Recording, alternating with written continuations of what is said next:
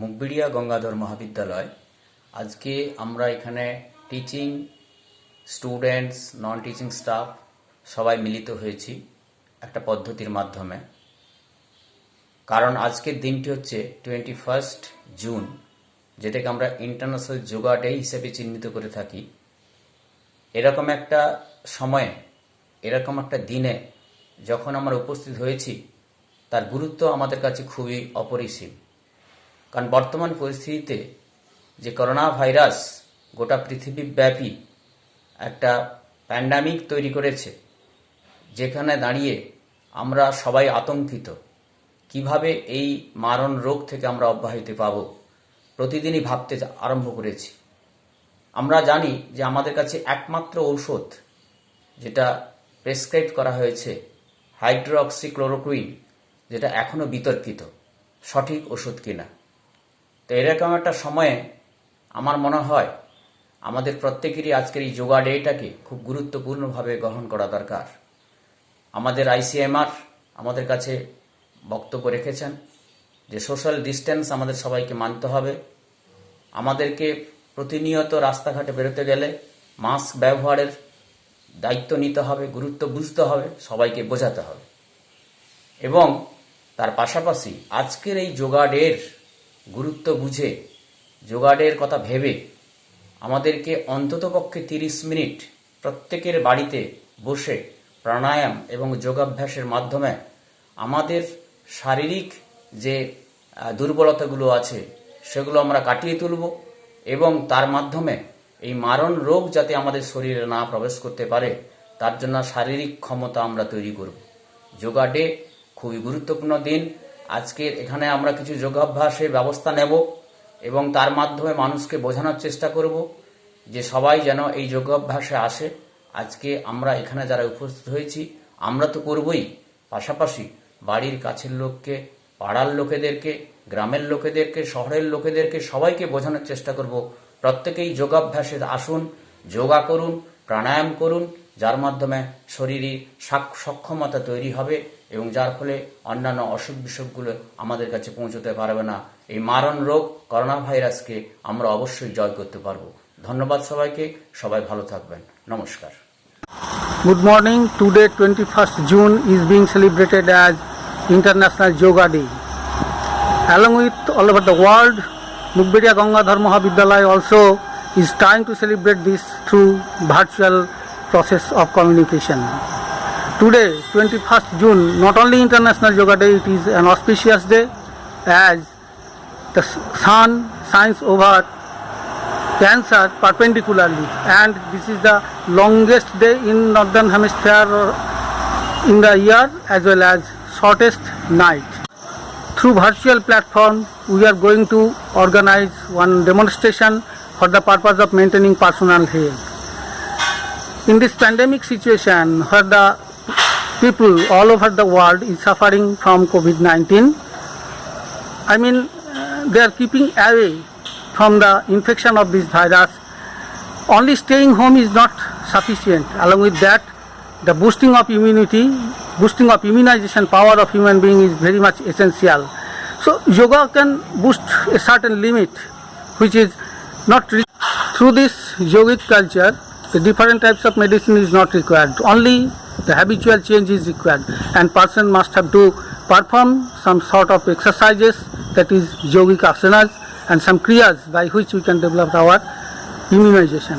So this is my humble request to each and every those who are going through this video must have to follow which our department is going to present here. Thank you very much. Om yogena chittassa padena vacham malam sarirascha Chavai chakena upakarotyam pavaram muninam patanjalim pranjalir Om Shanti Shanti Shanti।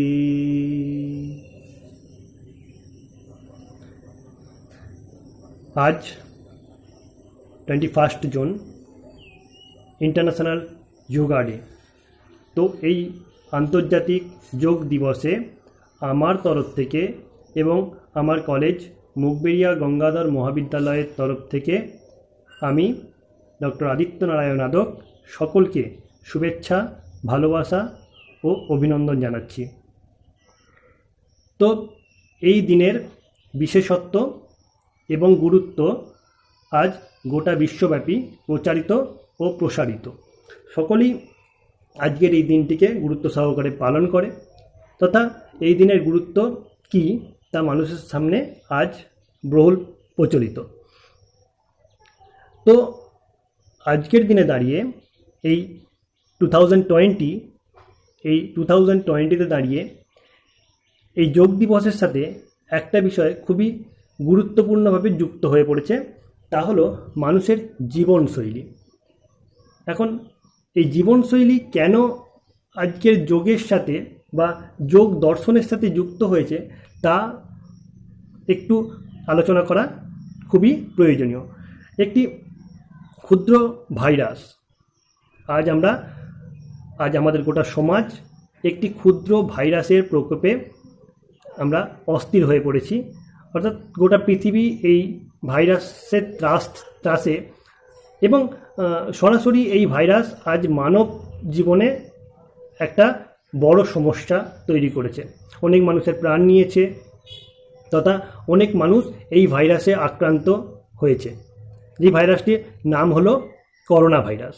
এবং এই corona ভাইরাসে আক্রান্ত হয়ে যে রোগটি হচ্ছে সেটা হচ্ছে কোভিড-19। যদিও এই ভাইরাস মানব সভ্যতার সূচনার পূর্ব থেকেই পৃথিবীর বুকে বর্তমান। এখন এই যে রোগ মানুষের হচ্ছে এবং তাতে আক্রান্ত হচ্ছে মানুষ এবং মারা যাচ্ছে, শুধু মারা যাচ্ছে না, সমাজ আজকে বড় ধরনের এই ভাইরাস থেকে বা এই রোগ থেকে বিপন্নতার দিকে চলে যাচ্ছে। তো যোগ আমাদেরকে কিভাবে এই বিপদ থেকে রক্ষা করতে পারে, আজকে আমি এই বিষয়টার প্রতি দৃষ্টি আকর্ষণ করব সবার। তো এই যোগ মোটে রোগের কারণ একটাই, কোনো অনুজীব অর্থে ভাইরাস, ব্যাকটেরিয়া, বিভিন্ন ফাঙ্গাস, এইগুলোকে আমরা অনুজীব বলি এবং সেইগুলোকেই আমরা সাধারণ মানুষ বা আমাদের বর্তমান চিকিৎসা বিজ্ঞান এইগুলোকেই রোগের কারণ হিসেবে বর্ণনা করে এবং তুলে ধরে মানুষের সামনে। তথাপি যোগ কিন্তু একটু অন্য কথা বলে। ভারতীয় প্রাচীন চিকিৎসা বিজ্ঞান, ভারতীয় প্রাচীন চিকিৎসা প্রণালী কিন্তু বলে না যে কোনো অনুজীব কোনো রোগের কারণ। তারা রোগের কারণ হিসেবে একটা বিষয়কে সামনে তুলে আনে, শুধুমাত্র এক এবং একমাত্র কারণ, আর সেটা হলো অনিয়ন্ত্রিত জীবনযাপন। এই অনিয়ন্ত্রিত জীবনযাপনই মানুষের শরীরে এই সকল অণুজীবকে বাসা করার সুযোগ করে দেয়। অর্থাৎ আমাদের শরীরে এই ভাইরাস, এই ব্যাকটেরিয়া, এই ছত্রাক তখনই বাসা তৈরি করতে পারবে যখন আমরা অনিয়ন্ত্রিত জীবনযাপনের ফলে আমাদের শরীরকে দুর্বল করে দেব তথা এই সমস্ত অণুজীবগুলোকে বাসা করার সুযোগ করে দেব। তখনই তারা আমার শরীরে বাসা বাঁধবে এবং আমাকে তার সেই ব্যাকটেরিয়া বিভিন্ন রোগে আক্রান্ত করবে। এখন এই অনিয়ন্ত্রিত জীবনটা আসে কোথা থেকে? এই অনিয়ন্ত্রিত জীবনযাপন আসে একটা বিষয় থেকে, আর সেটা হচ্ছে আসক্তি। যে কোনো আসক্তি বলতে বোঝায় কোনো বিষয়ের প্রতি, কোনো বস্তুর প্রতি, অর্থাৎ বস্তু অর্থে পার্থিব বস্তুর প্রতি বা ব্যক্তির প্রতি আসক্তি। এখন এই আসক্তি সেটাই যেটা প্রয়োজন অতিরিক্তভাবে নিজে গ্রহণ করার চাহিদা। আমি যে কোনো বিষয়ের প্রতি, যে কোনো পার্থিব বিষয়ের প্রতি, বস্তুর প্রতি বা ব্যক্তির প্রতি আসক্ত হলে আমার অনিয়ন্ত্রিত জীবন শুরু হতে থাকে। যেমন আমি কয়েকটা এক্সাম্পল, বিশেষ কয়েকটা এক্সাম্পল দিচ্ছি।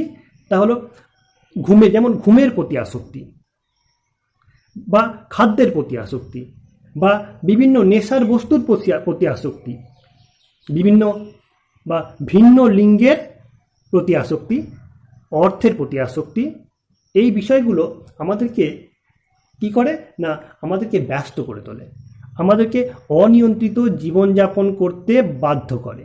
ঘুমের প্রতি আসক্তি, আমরা যদি দীর্ঘ সময় ধরে ঘুমাই, অপ্রয়োজনীয়ভাবে ঘুমাই, যেটা আমার প্রয়োজন নেই, আমি যদি খাদ্য প্রয়োজনীয়তা নেই আমার অত খাদ্য গ্রহণের, যে পরিমাণ পরিশ্রম করি সেই পরিমাণ পরিশ্রমের জন্য যে খাদ্যের প্রয়োজন আমরা তার থেকে অনেক বেশি পরিমাণে খাদ্য গ্রহণ করছি। অর্থাৎ খাদ্যের প্রতি আমরা একটা লালসা, লোভ তৈরি হয়েছে, যার ফলে আমরা খাদ্য গ্রহণ করছি পেট ভরানোর জন্য নয়, বা আমার শরীরের চাহিদা অনুযায়ী নয়, তার থেকে অনেক বেশি খাদ্য গ্রহণ করছি, সেটা এক প্রকার আসক্তি, তা হলো খাদ্যের প্রতি আসক্তি। বিভিন্ন নেশার বস্তুর প্রতি আসক্তি, যেমন অ্যালকোহল, যেমন বিভিন্ন ধরনের ড্রাগস, গুটকা, খৈনি, বিভিন্ন ধূমপানের বিষয়বস্তু, এই সকল নেশার বস্তুর প্রতি আসক্তি আমাদেরকে অনিয়ন্ত্রিত জীবনযাপনের দিকে ঠেলে দেয়।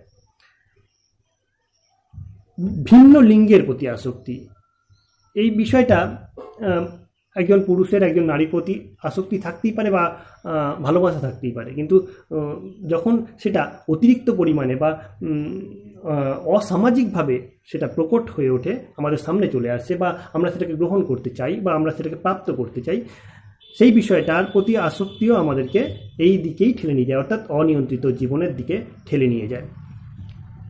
এবং আরেকটা বিশেষ বিষয় হচ্ছে অর্থের প্রতি আসক্তি। অর্থের প্রতি আসক্তি আমাদেরকে সবসময় ব্যস্ত রাখে, কর্মপ্রবল রাখে। কাজ করা ভালো, অবশ্যই কাজ করতে হবে, কিন্তু তার প্রতিও একটা লিমিটেশন থাকতে হবে। It is must to limit or make a boundary in our life to control our living or control our protection. So এই অর্থের প্রতি আসক্তি আমাদেরকে, বা প্রফেশনের প্রতি আসক্তি, আমরা একটা অর্থ উপার্জন করলাম যা প্রয়োজনীয় এবং আমার দরকার, কিন্তু সেই দরকারের বাইরে বেরিয়ে গিয়ে আমাদের প্রয়োজন নেই, কিন্তু আমি আরও বেশি আর্ন করতে চাইছি, আমি আরও বেশি উপার্জন করতে চাইছি এবং সঞ্চয় করে রাখতে চাইছি, আমার কাছে জমিয়ে রাখতে চাইছি, যদিও কিছু থাকবে না, যদিও কোনো অর্থই, কোনো সম্পদ, প্রকৃতির কোনো বিষয়ে কারো মুষ্টির মধ্যে বদ্ধ থাকে না, কখনো আগেও থাকেনি, এখনও থাকছে না এবং পরেও থাকবে না। এখন তাৎক্ষণিকভাবে কারো কাছে থাকতে পারে অর্থ, কারো কাছে সংরক্ষিত কিছু সময়ের জন্য থাকতে পারে।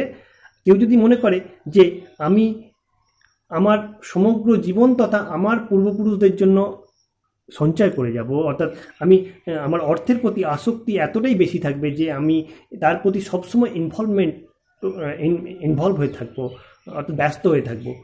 অর্থাৎ এই অর্থের প্রতি আসক্তি আমাদেরকে অন্যান্য বিষয়কে মান্যতা দিতে বা সেগুলোকে সঠিকভাবে যাপন করতে সহায়তা করবে না।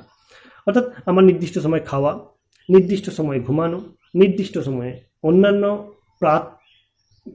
প্রাত্যহিক যে কাজগুলো সেগুলো করতে বাধা দেবে। এখন বিষয়টা হচ্ছে যে এই যে অর্থের প্রতি আসক্তিও কিন্তু আমাদেরকে অনিয়ন্ত্রিত জীবনের দিকে নিয়ে যায়। এই অনিয়ন্ত্রিত জীবন থেকে নিজেকে দূরে সরিয়ে রাখতে হবে। অর্থাৎ আমরা যে অষ্টাঙ্গিক মার্গের কথা জানি সেগুলো সবগুলো নিয়ে আমি বিশদে আলোচনা করব না, শুধুমাত্র একটা বিষয় নিয়ে আলোচনা করব, যেটা ওই আসক্তি বা নিয়ন্ত্রিত জীবনের সঙ্গে খুব গভীরভাবে যুক্ত। আর সেটা হচ্ছে যে প্রথমত যম, আমি সেটা নিয়েও যাচ্ছি না, নিয়ম সেই বিষয়টা তো যাচ্ছি না, আসন প্রাণায়াম এগুলো আমাদের ছেলেমেয়েরা করে দেখাবে, প্রত্যাহার। আমি যে বিষয়টার উপর কনসেন্ট্রেট করব সেটা হচ্ছে প্রত্যাহার। প্রত্যাহার বলতে আমরা সেটাই বুঝি বা বুঝব যে আমার কাছে যেটা আছে সেটা যথেষ্ট আছে আমার জীবনের জন্য, আমার নিজেকে নিয়ন্ত্রণ করার জন্য বা নিজেকে চালিয়ে নিয়ে যাওয়ার জন্য আমার কাছে যেটা আছে সেটাই আমার ঠিক আছে।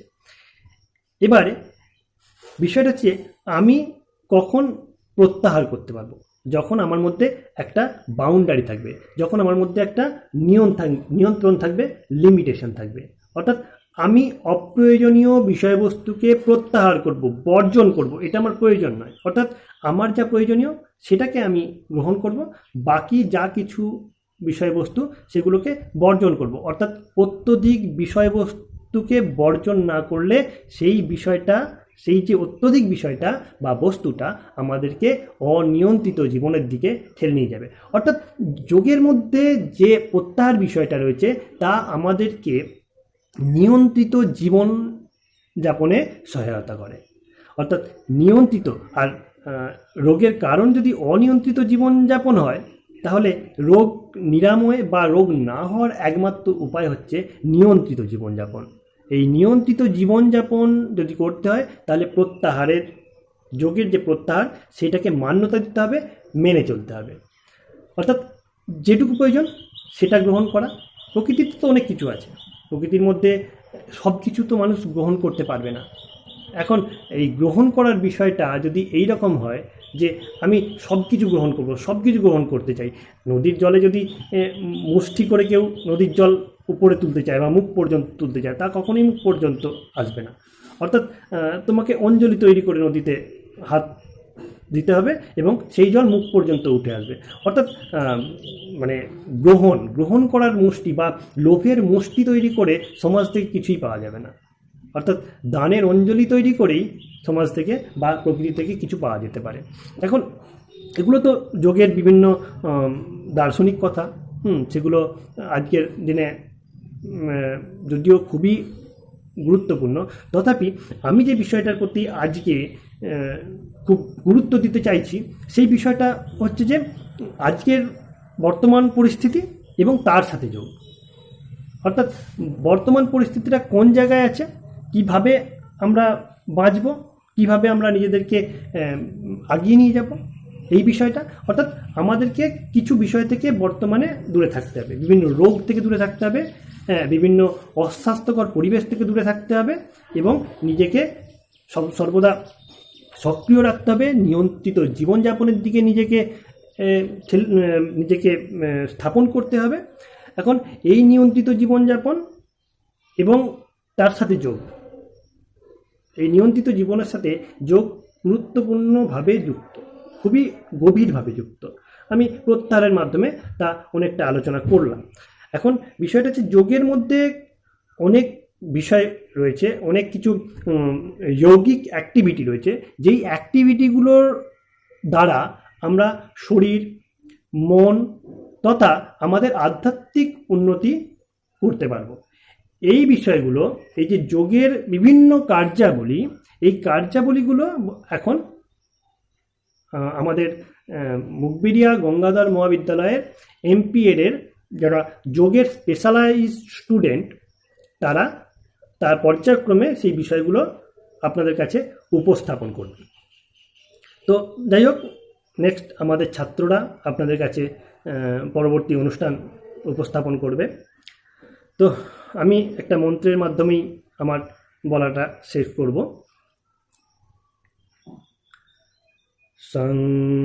সংগচ্ছোধং সংবদোধং সংবমানাংসি জানতাম দেবাভাগম যথা পূর্বে সঞ্জানানা উপাসতে সমনমন্ত্র সমিতি সমানি সমানং মনসঃ চিত্তমেষং समनिव आकृति समन हृदयानिव समनमस्तु सुसुहासति। ओम शांति शांति शांति। Today I am going to show you some kriyas. Before that, I am going to tell you about the Bamun Dhoti. So, in the Bamun Dhoti, what I am going to do? First of all, I am going to drink the water. I have taken this water. Then, mixing a little bit salt in this. I'm going to drink the full water to fill up my stomach. And then, I'm going to vomit. Let's begin.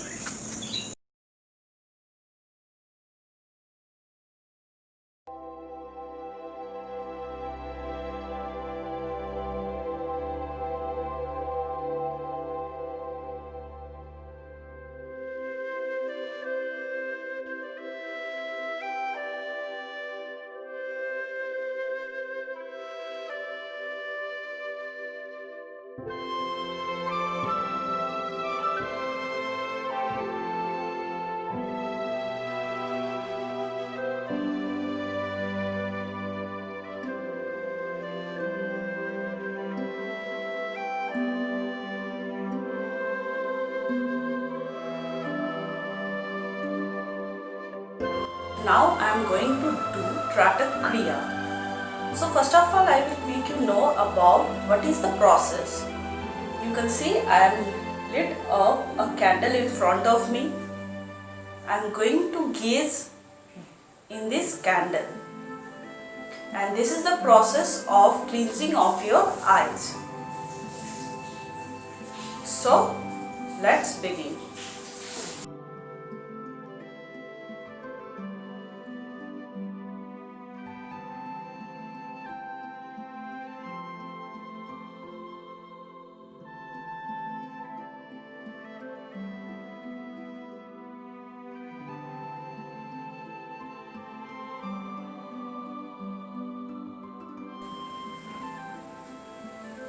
So you can see the tears is coming from my eyes, and this is the process of doing Tratak. My next video, that is Kapalbhati. It is the process of cleansing the brain and the central top of the head. So I am going to tell you how you are going to perform this Kapalbhati. Firstly, you are going to inhale the breath properly up to your navel, and then with a maximum force you are going to exhale the breath by making a hiss sound from your nose. So see how I am performing.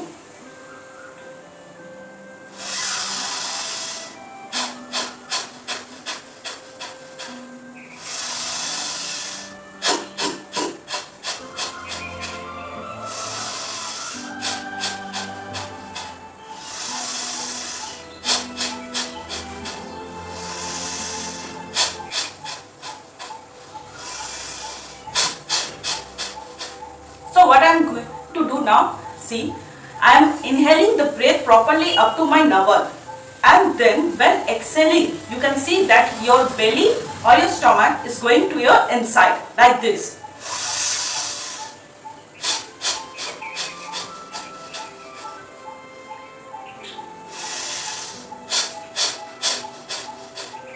So this is the process of doing Kapalbhati.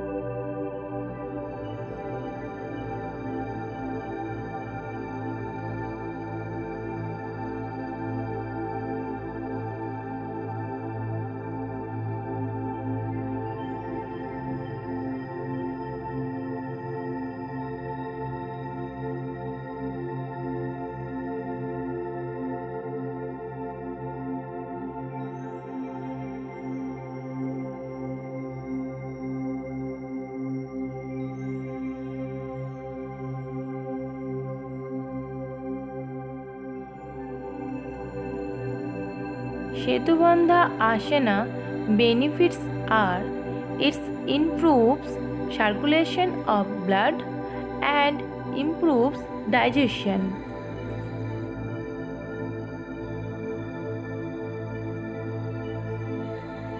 Contraindication for Setubandha Asana is avoid it during shoulder injury.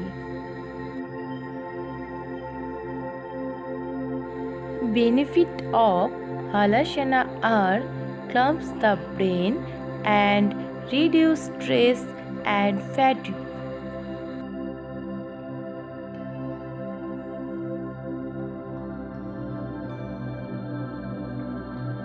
Contraindication of Halasana are neck injury and pregnancy.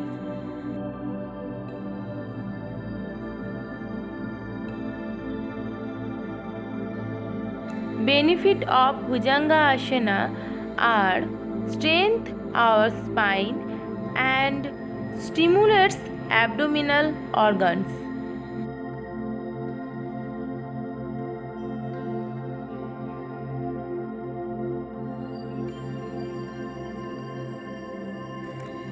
Benefit of Salvasana are it increase strength of shoulders, chest and belly, and it also stimulates abdominal organs.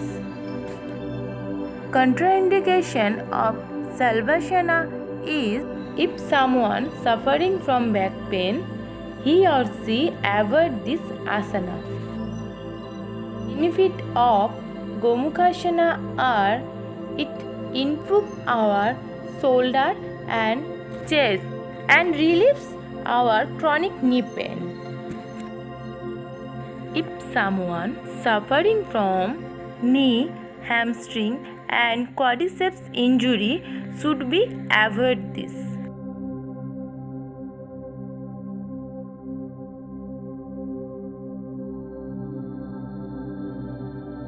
Ustrasana improve our posture and relieves lower back pain. If someone suffering from high blood pressure, they should avoid this asana.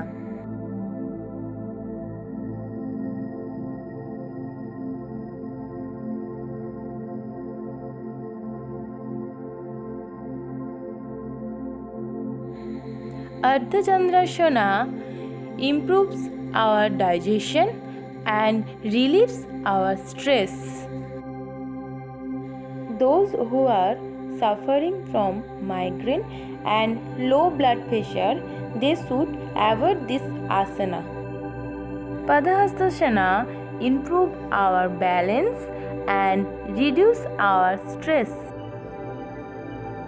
People suffering from high blood pressure and heart problem, they should avoid this asana.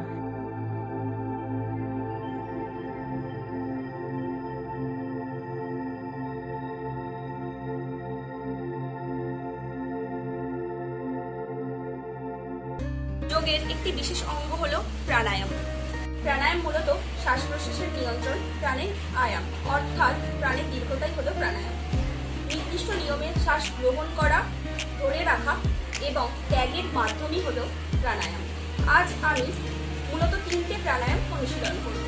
First anulom vilom pranayama, second শীতলী প্রাণায়াম এবং তৃতীয় ভামরি প্রাণায়াম। চলুন দেখে নিই। অনুলোম বিলোম প্রাণায়ামের জন্য যে কোনো meditative পশ্চারেই বসা যায়। মেরুদণ্ড রাখতে হবে সোজাভাবে এবং ডান হাত ব্যবহার করতে হবে। ডান হাতের ইন্ডেক্স ফিঙ্গার এবং মিডল ফিঙ্গারকে এইভাবে মুড়ে দিতে হবে। হাতের অবস্থা হবে ঠিক এই রকম। এরপর ডান হাতের থাম ফিঙ্গার দিয়ে ডান নাক বন্ধ করতে হবে এবং বাঁ নাক দিয়ে শ্বাস গ্রহণ করতে হবে যতটা গভীর পর্যন্ত সম্ভব হয়। এবার গ্রহণ করা শ্বাস ভিতরে ধরে রাখতে হবে যতক্ষণ সম্ভব।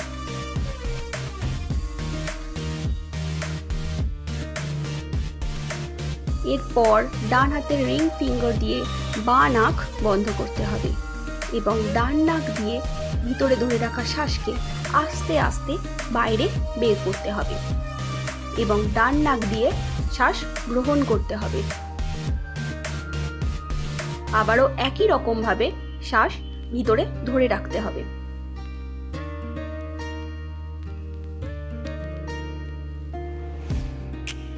এরপর ডান হাতের থাম ফিঙ্গার দিয়ে ডান নাক বন্ধ করতে হবে এবং ভিতরে ধরে থাকা শ্বাস আবার বাঁ নাক দিয়ে বের করে দিতে হবে। এইভাবেই একটি রাউন্ড কমপ্লিট হয়। 5 থেকে 6টি রাউন্ড অভ্যাস করতে হবে। এরপর জানবো অনুলোম বিলোম প্রাণায়ামের উপকারিতা। আমরা এই প্রাণায়াম কেন অভ্যাস করব? এই প্রাণায়াম অভ্যাস করলে আমাদের মানসিক ভারসাম্য বজায় থাকে। ফুসফুসের জন্য এটি খুব উপকারী এবং যাদের ঠান্ডা লাগার সমস্যা, সর্দির সমস্যা থাকে সেটি দূর হয় এবং সাইনাসের সমস্যাও দূর হয় এর সাথে। এরপর আমি করব শীতলী প্রাণায়াম। শীতলী প্রাণায়ামের জন্য যে কোনো ধ্যান আসনেই বসা যায়। মেরুদণ্ড থাকবে সোজা এবং হাত দুটি থাকবে 2 হাঁটুর ওপর আরামদায়ক অবস্থায়। দৃষ্টি থাকবে সামনের দিকে। এরপর মুখ থেকে জিভটি বাইরে বের করতে হবে এবং জিভটি থাকবে রোল করা অবস্থায়। এমনভাবে রোল করতে হবে যাতে ওই রোল করা জিভের মধ্যে দিয়ে শ্বাস গ্রহণ করা যায়। এরপর ধীরে ধীরে শ্বাস গ্রহণ করতে হবে এবং একটি ঠান্ডা শ্বাস গ্রহণের অনুভূতি নিতে হবে। শ্বাস গ্রহণ করা হয়ে গেলে জিভটি মুখের মধ্যে নিয়ে নিতে হবে এবং গ্রহণ করা শ্বাস ভিতরে ধরে রাখতে হবে যতক্ষণ সম্ভব হয়। তবে চেষ্টা করতে হবে বেশি সময় ধরে রাখার।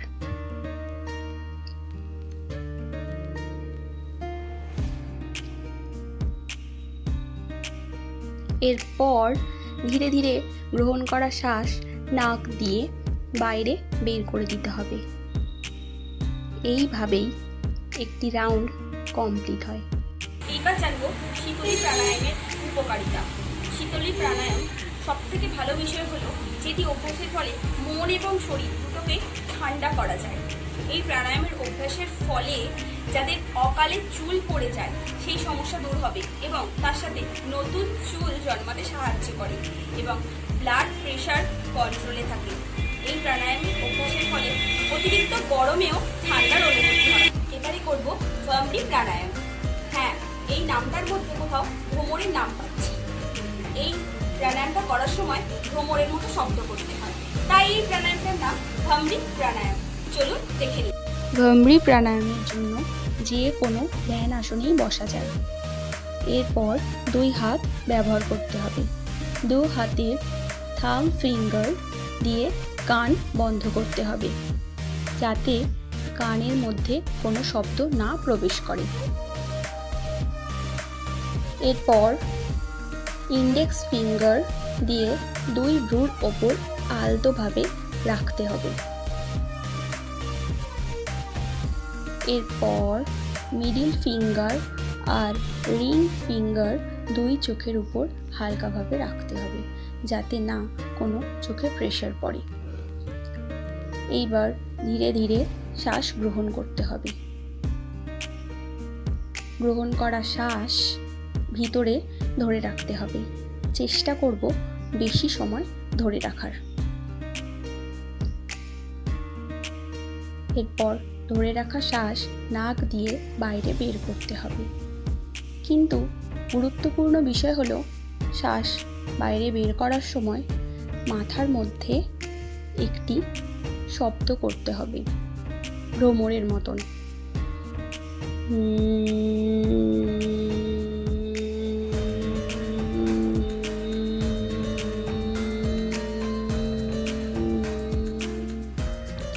শব্দটি করার সময় মাথার মধ্যে একটি কাঁপুনির অনুভূতি হবে।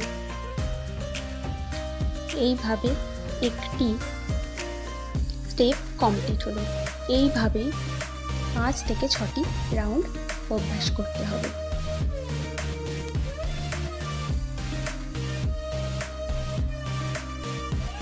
এবার জানবো ভামরি প্রাণায়ামের উপকারিতা। ভামরি প্রাণায়াম খুব উপকারী যাদের ঘুমের সমস্যা হয় এবং মানসিক চিন্তায় যারা ভোগেন।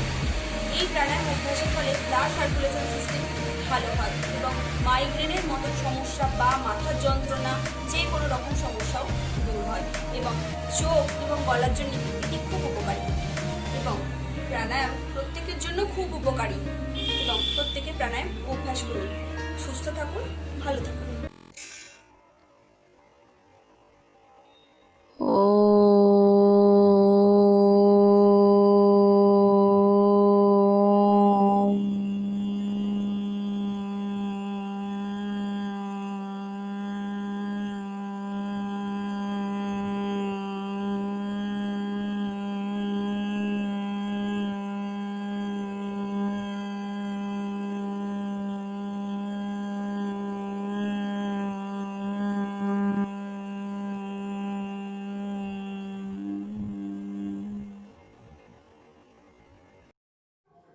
নমস্কার। আজ 21শে জুন আন্তর্জাতিক যোগ দিবস। এই যোগ আসলে কি তা অনেক মানুষের কাছেই অজানা, যদিও এই যোগ ছিল প্রাচীন ভারতবর্ষের ঐতিহ্য। যোগ শুধু আসন কিংবা শরীর সুস্থ রাখার উপায় নয়, এটি মানসিক, সামাজিক, আধ্যাত্মিক দিকের উন্নতি সাধন ঘটানো, অর্থাৎ সুস্বাস্থ্য বজায় রাখার এক বিশেষ ওষুধ হলো এই যোগ। প্রাচীনকালের তুলনায় বর্তমান দিনে যোগচর্চার খুবই অভাব দেখা দেওয়ার জন্য ভারত সরকারের প্রধানমন্ত্রীর দপ্তর থেকে যে বিশেষ উদ্যোগে এই দিনটি আজকের আমরা পালন করছি, সেটি হলো আন্তর্জাতিক যোগ দিবস।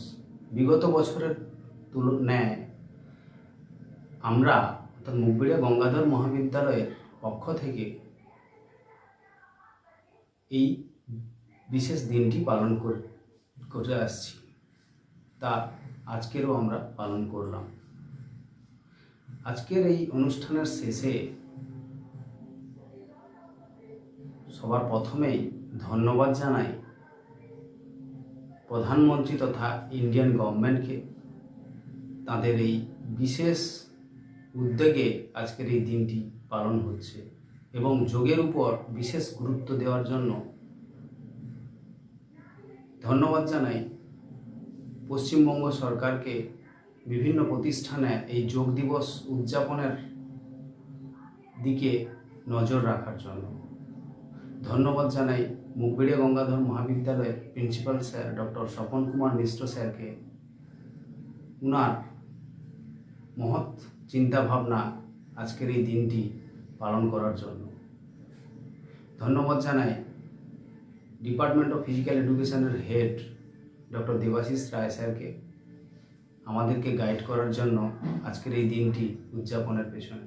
ধন্যবাদ জানাই আজকের এই প্রোগ্রামের কোঅর্ডিনেটর ডক্টর আদিত্যনারায়ণ আদক স্যারকে, আজকের এই সুন্দর প্রোগ্রামটি